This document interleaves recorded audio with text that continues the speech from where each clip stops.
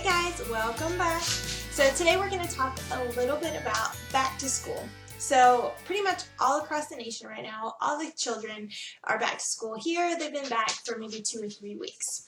You'll have to excuse my dogs in this video. They're driving me crazy today. So we're going to talk about back to school. In our lives, in every child's life, this is part of the process. Children with autism spectrum disorders, it's no different. The only exception is sometimes our transitions are a little bit more difficult. So in ABA, we refer to transitions in a couple of different ways. We have what's called rich to lean transitions, as well as lean to rich transitions. Rich refers to any environment that's really reinforcing and fun. Lean is an environment that's less reinforcing and definitely not as preferred as those rich environments. So for example, a lean to rich transition could be going from working on calculus to receiving a giant bowl of ice cream. For me, that would be really lean and really rich. Some of you might like calculus. So an example of a rich to lean transition would be playing outside with your friends, coming inside to do chores. So playing outside with friends is really preferred, it's really reinforcing, and coming inside to do chores is less preferred and less reinforcing. So every child, especially those children with autism, we need to help them make smoother transitions. Even as adults, sometimes those transitions are just not fun for us. I know coming from a weekend back to work on Monday, that can be a rich to lean transition. It can be less fun, and so we have to give ourselves opportunities to make that transition. So as we talked about in the last video, reinforcement is critical. We've really got to reinforce those appropriate behaviors and reinforce them for making those transitions. It's got to be worthwhile to them. So today we're going to talk about a couple ways we can make that back to school transition just a little bit easier. So the first thing, and really the biggest takeaway from today, is creating those visual systems. So visuals are really important. It helps them to see the breakdown of their day, help them to prepare for this is what we're doing, this is what's coming next, and this is when my reinforcement's going to be. This is when I'm going to get it. So we all have different kind of visuals we use. Myself, I am a visual learner, so I have to see something to understand it. So I create visuals for myself constantly. Back there on my desk, I've got calendars, I've got post-it notes everywhere. On my fridge, I keep to-do lists, things that are right where I can see them as reminders, as triggers for these are the transitions. These are the things that you need to get done. Similarly, we can do that for our kiddos as well. So we can create visuals even for non-readers that help them prepare for their day. I've created different visuals for children as young as 1 to adults. So a visual system for their day, it could look like different pictures of what they're working on. So waking up, picture of eating breakfast, getting dressed, going through that daily routine, school bus, school, home, homework, bike riding, playing outside, anything like that. So that way when they get home or throughout their day, they can just take off those little Velcro pictures. Oh, I'm done, I did it. And they can see progress and they can see this is what I did and this is what's coming. This is how much I have left. And of course, please include reinforcement in there. Keep these little breaks, include as many breaks as possible for them. Let them know these are our break choices. This is what you can choose to do on a break, and you can even create visuals for that. Again, I'm a huge visual fan. They work, they're effective, and it's really wonderful for all types of learners, not just those visual learners. Okay, another example of a visual system that we use for our own kids at home is, let me see if I can get it without a glare, a clock visual. So as you see on here, I've broken it down. Different color zones represent different activities. So they are allowed, I'll leave it up, they are allowed different time increments depending on the activity. So the first one in blue, I'm sorry, let me step back a little bit. This is their wake up schedule. This is what they do in the morning to let them know how to get ready for school, how much time they have left. So I've given them 50 minutes. That's how long they have to get ready, get through their whole routine before they get on the bus. Okay, so that first blue is waking up. Sometimes we need a little bit of time waking up. Again, that is a rich to lean transition, going from our comfy, cozy bed to waking up, having to get right into it, get ready for school, which is, for my kids, it's not as preferred as sleep.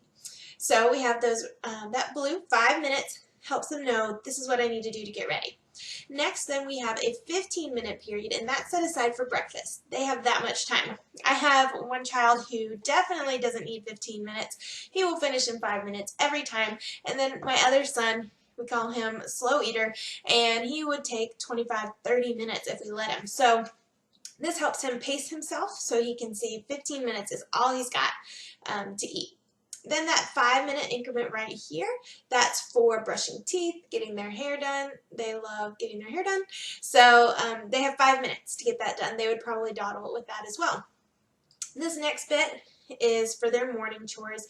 We do make them go through chores in the morning, and I highly recommend that for all children. Find those age-appropriate chores, help them get those independent living skills. It helps them further on. Functional living is critical for our kiddos. So that's the time where they have to make their bed, put clothes away, clean up any toys that they have left out from the night before.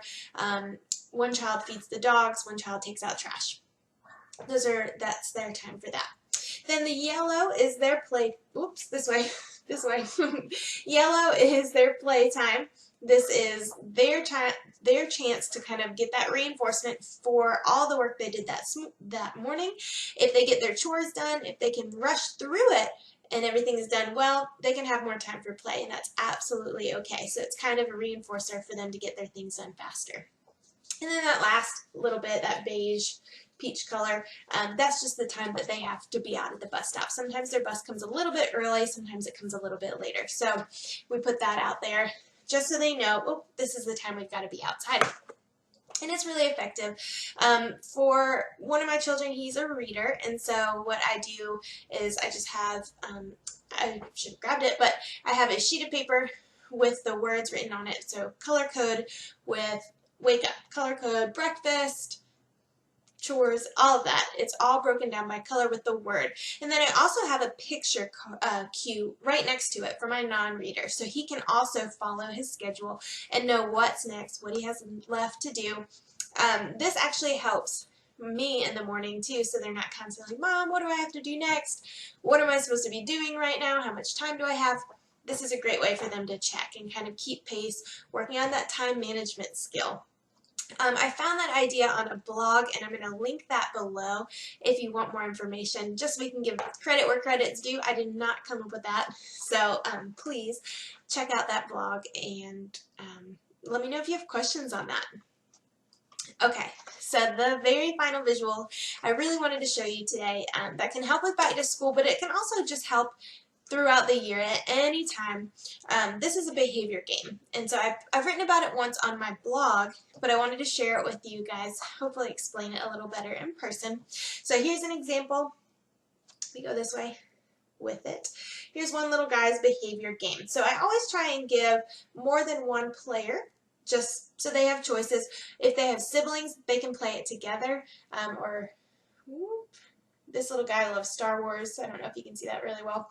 So he has Star Wars figures. On the back, I always make sure I include the game rules. I want to make sure that parents are able to use this as well as therapists who may be doing home therapy in our case. So I want to make sure it's consistent.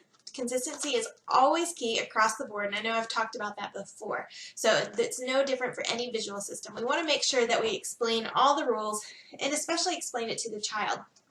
So in this game, let's be Luke Skywalker here. So in this game, you move your piece based on the behavior. On the back, we rewarded certain behaviors get certain spaces that they can move forward. And you want to target behaviors that your child may struggle with. So we can, for this example, we focus on using kind words, listening, using a calm inside voice for those who might yell or just talk too loudly, and then having gentle hands and feet with a calm body. So if they might have aggression, throwing things, we can really target this. So every time we see them doing good, we're going to move them forward, and each one is awarded different points. So for aggression, that's 4 spaces. If we're not seeing it, if they have that calm body, that calm voice, we're going to move them forward 4. And we just make sure we're doing that throughout the day. So we always want to keep that going so they know what they're earning. They're working their way. So as you can see on here too, there's a different color for each zone. At the end of the week or at the end of the day, however often you want to reinforce or however you want to individualize this for your child, they get different rewards based on the color zone that they're in. Usually that starting zone, in this case it's red, they wouldn't receive anything special. That might mean that they've had a rougher day or a rougher week and they've kind of got stuck. They haven't been able to move forward as far as they need to. Yellow here, I'm just going to start looking. I can't do it backwards. Yellow, they may receive a smaller reinforcer for their behavior. So they may receive something as generic as a small treat, small reward, a little bit extra electronic time, something that's reinforcing to them, but it's not over the top, it's not extravagant. Then green over here, as long as they're anywhere in this green zone, they can get their big reward. So this could be this treat, the extra electronic time, as well as something bigger. So this one's a really big one. We want to really make sure that it's worthwhile for them so they can start making that connection of my good behavior gets me a big reinforcer.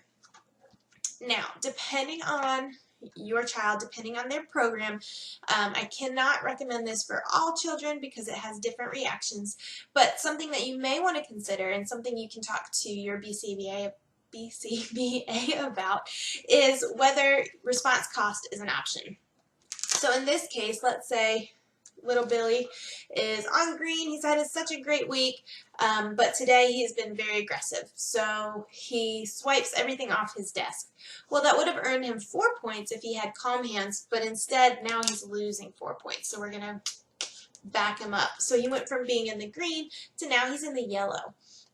So again, response cost can be very aversive to children, and it can have unexpected reactions. Some children handle it better than others. Some become defeated, they give up, they get angry, of course, because they know that means that their reinforcer's going down, they're losing it, or they have to work even harder to get it back. So again, please think about it before you use that option or talk to a BCBA about it just to get their input. It's always individualized for every child. Okay, so hopefully that gave you some ideas for back to school, some ideas for those rich to lean transitions. My last piece of advice for you, if you're not going to use the visual systems, please use what's called the PREMAC principle. This is using that first then or if then language. Sometimes it's called the grandma's rule. First you eat your vegetables, then you can have dessert. This is another way for us to explain to children what's coming next, helping them be prepared for that transition. So first you have to do your homework, then you can go outside and play. You can break it down even smaller than that if you want to for those smaller transitions. So first we're doing spelling homework, then we're doing reading homework. So that way they really know what to expect, what's coming next. You can use if-then language as well. So if you have a calm voice, gentle hands, listening ears while we're doing homework, then you can have a treat after we do homework. Again, it just lets them know what to expect, and you're setting those rules out there for them. Some kiddos need that visual. You can create if-then boards or first-then boards with visuals, of course, because I love them. But you don't have to. That's just an option. But use that language. And then I encourage you to keep language simple. For children with autism, sometimes perseveration is an issue. So they may get stuck on something. They may want to argue that back and forth. They need that control sometimes. So limit our language. Let them know, first we're doing this, then we're doing this, and keep it at that. We don't have to negotiate. You don't have to argue back and forth. They know what to expect. And once you're consistent with that, once you stick with that and those guidelines, then they know, okay, it's not worth arguing because I know what's coming next. I know what's going to happen. As always, please let me know if you have any questions, comments, concerns, any topics that you want to know. I'd be more than happy to talk about. Any other back to school concerns, please let me know. Communication with teachers is very, very important. Keep them in the loop. Let them know what's working, what's not working, any visuals that you're using at home that maybe they can transition into school. Consistency across the board is going to be the greatest success for our kids.